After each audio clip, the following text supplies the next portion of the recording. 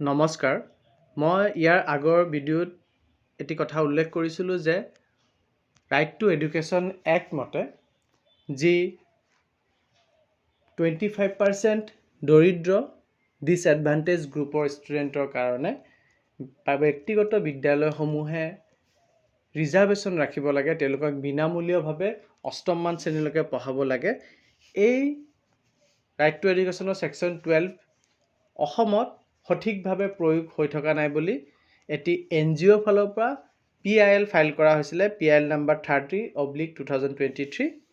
এই ক্ষেত্ৰত গুৱাহাটী উচ্চ ন্যায়ালয়ে তীব্ৰ অসন্তুষ্টি প্ৰকাশ কৰিছে।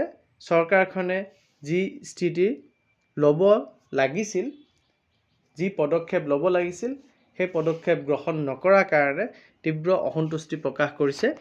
সমগ্ৰ বিষয়টোত ৰাজ্য চৰকাৰখনে শপতনামা দাখিলত বাৰে বাৰে ব্যৰ্থ হোৱাত এইবাৰ কঠোৰ স্থিতি গ্ৰহণ কৰিছে গুৱাহাটী উচ্চ ন্যায়ালয়ে।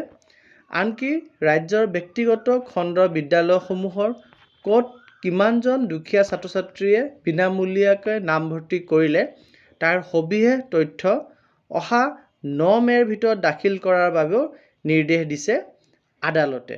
ইয়াৰ আগতে 1 এপ্ৰিলৰ আগত এই শপতনামা দাখিল কৰাৰ নিৰ্দেশনা আছিল আৰু এই ক্ষেত্ৰত আপোনালোকে যিসকল ইয়াৰ লগত জড়িত তেওঁলোকে গম পায় যে দুটি ফৰ্মেটৰ যোগেদি এই তথ্যসমূহ সংগ্ৰহ কৰিবৰ কাৰণে ডিপাৰ্টমেণ্টে চেষ্টা কৰিছিলে আৰু তাৰ শপতনামা দাখিল কৰিবৰ কাৰণে চেষ্টা কৰিছিল, যদিও তেওঁলোক ব্যৰ্থ হৈছে।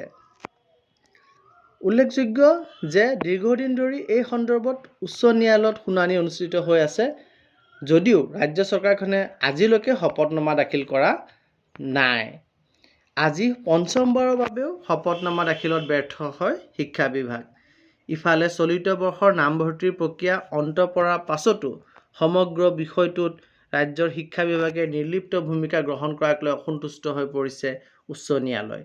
মন কৰিবলগীয়া কথা যে নতুন নামভৰ্তিৰ প্ৰাকখনত বিদ্যালয়সমূহে 25% আসন দৰিদ্ৰ ছাত্ৰ ছাত্ৰীৰ বাবে সংৰক্ষণ কৰিছে নে নাই সেই সকলো তথ্য ন্যায়ালয়ত দাখিল কৰিবলৈ প্ৰাথমিক আৰু মাধ্যমিক সঞ্চালকালয়ক গুৱাহাটী উচ্চ ন্যায়ালয়ে যোৱা মাহত নিৰ্দেশ দিছিল।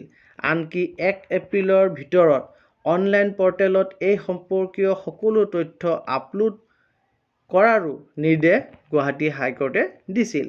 কিন্তু আশ্চৰ্যজনকভাৱে আজিলৈকে শিক্ষা বিভাগে উক্ত পৰ্টেলটোকে নিৰ্মাণ নকৰিলে।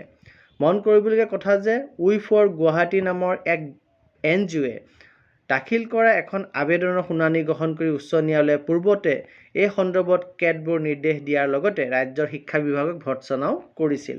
কিন্তু এনে ভৰ্ৎসনায়ো গা লৰাব পৰা নাই বিভাগটোক। প্ৰকৃতাৰ্থত 2009ৰ শিক্ষাৰ অধিকাৰ আইনৰ অধীনত বেচৰকাৰী খণ্ডৰ সকলো শিক্ষানুষ্ঠানে নিকটৱৰ্তী অঞ্চলৰ দুখীয়া আৰু পিছপৰা শ্ৰেণীৰ শিক্ষাৰ্থীৰ বাবে প্ৰাথমিক পৰ্যায়ত 25% আসন সংৰক্ষণ কৰিব লাগে আৰু তেনে শিক্ষাৰ্থীক শিক্ষা সমাপ্ত নোহোৱা পৰ্যন্ত অৰ্থাৎ অষ্টমমান শ্ৰেণীলৈকে বিনামূলীয় শিক্ষাদান বিদ্যালয়ত কৰাব লাগে।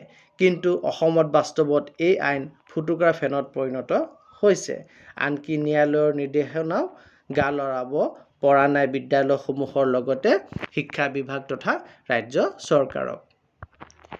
গতিকে কঠোৰভাৱে এই সমগ্ৰ কথাক লৈ উচ্চ ন্যায়ালয়ে 9 মে' 2024 তাৰিখটি এই শুনানিৰ কাৰণে পুনৰ ধাৰ্য কৰিছে, যোনদিনাখন ডিপাৰ্টমেণ্টৰ ফালৰ পৰা আপ টু ডেট ষ্টেটাছ দিব লাগিব ষ্টুডেণ্টৰ এডমিশ্যনৰ, যে যিমানখিনি ষ্টুডেণ্টে ছেকশ্যন 12(1)(c) 2009ৰ ৰাইট টু এডুকেশ্যন এক্ট মতে প্ৰাইভেট বিদ্যালয়ত এডমিশ্যন পাইছে তাৰ আপ টু ডেট ষ্টেটাছ কোৰ্টক জনাব লাগিব বুলি পুনৰ এবাৰ অসমৰ শিক্ষা বিভাগক দিছে।